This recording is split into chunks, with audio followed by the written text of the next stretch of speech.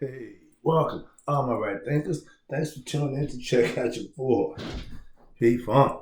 Think it right out here in the lab, in the wee hours in the morning, doing what I do for you. You know how we do it. Let's go. Right as in 25 rules to live by. Storytelling. Story with a message and a story for life. I'm giving life lessons. You tune into receiving them. Hope you use them the way you're supposed to and benefit. Let's go. Right thinking mission is to enlighten, inspire, educate, and motivate you, the individual, to a higher spiritual level of enlightenment. Right thinking's way of life through mental and spiritual discipline daily will help and guide you to obtain your goal of spiritual enlightenment, aka know thyself. That's my mission for my right thinkers. I'm on it. Yours is to obtain it, learn it, and do it. Know thyself. A person who knows not and knows not that they know not is foolish. Disregard that. A person who knows not and knows that they know not is simple. I teach you. Stay tuned. That's why I do what I do. I got you. A person who knows not and believe that they know is dangerous and religious. Avoid them. I do. A person who knows but knows not that they know is asleep. Most people are this time of the morning, but I can wake you up. I'm the spiritual alarm clock. I wake you up with knowledge of self. Let's go. A person who knows and knows that they know is wise. Follow them. All these persons, it reside in you. Right thinkers, know thyself. And to Mayat, be true. You have to be true to Mayat in this life in order to make it in the afterlife. Yeah, we're going to talk about that today. Right thinkers, we into the death thing. I got another concept about death, so I'm going to bring it to you. See how you like this one. Right thinkers, let's talk about the afterlife and being conscious. I'm trying to explain to you about the death concept. The body will cease to live. The organs will run out, it'll get broke down, it's going to wear out because it's a temporary fix. The spirit is inside the body as long as the body can handle it. When the body ceases to exist, spirit goes bye-bye. All right, so let's talk about it. The ancients called death, okay, of this life, death, but they also had what they call the afterlife. If you were spiritually enlightened, if you reached the state of Nihas, if you got anointed, you reached Christhood, whatever it is that you want to call it, once you get waking up spiritually, when you die, your spirit and your conscious goes together to that place that everybody talk about, heaven, and we call it the field of reeds. It wasn't heaven, okay? It's that concept of heaven, but it's the field of reeds. Let's go. The afterlife is why we live Maya in this life, okay? You do what you need to do here, and that's the ticket to there. They had a concept. Nobody knows for sure because nobody went to that side and came back and said, yo, this is what we do. It's all conceptualized like theological concepts and anything else. We just have an idea. If you buy into the idea, you believe the concept, then you do what you need to do and find out in the end, did it work? Like Christians, you think just knowing Jesus Christ is going to get you in the gates of heaven? We ain't going there. You can believe what you want, okay? We know, watch this, that body will die. But our spirit in the body cannot die. It's eternal. It's immortal. It's forever. It's God. The concept of the afterlife gave reason and purpose to live Maya in this life. You do this, and you get that. This is the afterlife. This is this life. If you prove in this life you've done the right thing, aka live Maya, righteous, virtue, whatever you want to call it, but if you did that in this life, that's your ticket to punch for the next life, conceptually. Remember, I am conscious of my higher self. I know me. That means I'm ready for the afterlife. When this life is over, I'm still going to continue to live on in consciousness and in spirit. Will you? Death to the body is natural. We're born little babies, we come out, we grow, we spend some years in this body, the body starts to get old and wearing out. So the spirit has to do what? Its job. It's doing its job of giving life. The mind, the free will, our conscious have to connect with our spirit in order for them to become one. So when the body's no longer used, the spirit and the consciousness goes on their way. That's the concept. I'm just trying to explain it to you a little different so that you can understand it. Not a whole bunch of superstitious mumble jumble. No, straightforward. You live Mayat, you pass on to the afterlife. End of discussion. I'm not my body. I am conscious, aka I'm an enlightened being living and having a human experience. We all are. Some of us just don't know it. That's what they call it, waking up. Once you wake up and realize things, that's the wake up. That's the big enlightenment. That's the mystical experience. Everything that connects you with God, yoga, prayer, meditation, those are ways to increase the spiritual understanding, and you can do that on your own. I can help you. I did it. Okay, we are all going to die physically, the body, but our consciousness lives on with the spirit if they made the connection. I tell you, marry your heart to your mind. If you're enlightened to self, spiritual knowledge, you're God conscious. Again, that's my goal for my right thinker, to get you to become God conscious. That's how you do it. God conscious is the inner workings, the mind connecting with the heart. You know yourself. Our body, watch this, is the vehicle, the outer shell. Okay? For our spirit that's encased. And our consciousness, which is our free will, that's what God gave us to do what? To recognize Him. I live spiritually. I live for my higher self. That's all that means.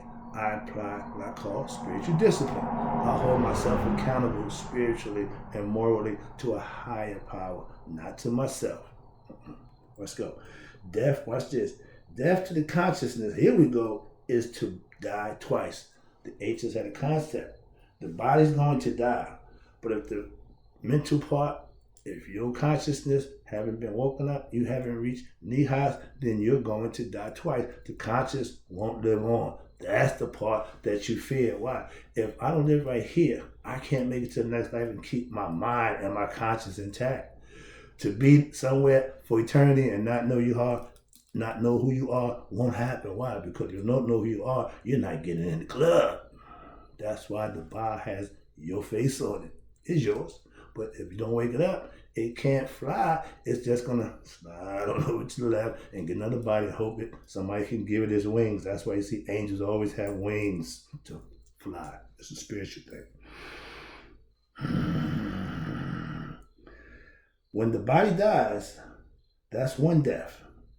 And if you're not awakened, if you don't know yourself, you're going to die twice. Your conscience will be erased, so there's no memory of you. Hence, you're gone forever. We keep our loved ones, our ancestors alive by what? We're invoking their memory. We're invoking their name, saying their name. We make God exist because we praise Him, we worship Him, and we live for Him. We live for that higher power that we don't see. Have to have the mystical experience. That's your but God. When only you and God realize who y'all are. God wants to recognize you. You should want to recognize God. That's the work you put in to do just that. Know thyself. You're not conscious at death. Well, excuse me. If you're not conscious, death will be to your body and your conscious, so you will double death. Die twice. We are all going to die. Yeah, that's natural. But we all are not ignorant, so all of us won't die twice. We know we're going to die once, but when you become conscious, that's the end of death for this life. Why? Because now you're going on to the afterlife. You can't get to the afterlife with the body. The body got to stay here. The needle I told you about, you can't take nothing with you into the afterlife. But you and your conscious, your spirit and your conscious become one. That's what goes to the afterlife. That's all that's there in the field of reed. Everybody who did what they're supposed to do. So yeah, conceptually. Here you go. To be spiritually enlightened means you will only die physically. You won't die consciously. That's the key. Okay? To be spiritually enlightened, okay, means to be spiritually enlightened in life means consciousness is going to survive into the afterlife. You will know yourself in the afterlife. So you can walk around telling you, I'm here, I'm in the house. I know that even in death, I will live on in the afterlife. Why? Because I'm an enlightened being. That's the purpose of getting enlightened. What you want? What? Come on, pay attention there. Don't stop when you ask them stupid questions. Keep on going, get the answer, understand it, and move on. The purpose of enlightenment is to get you to the afterlife because this life will run out.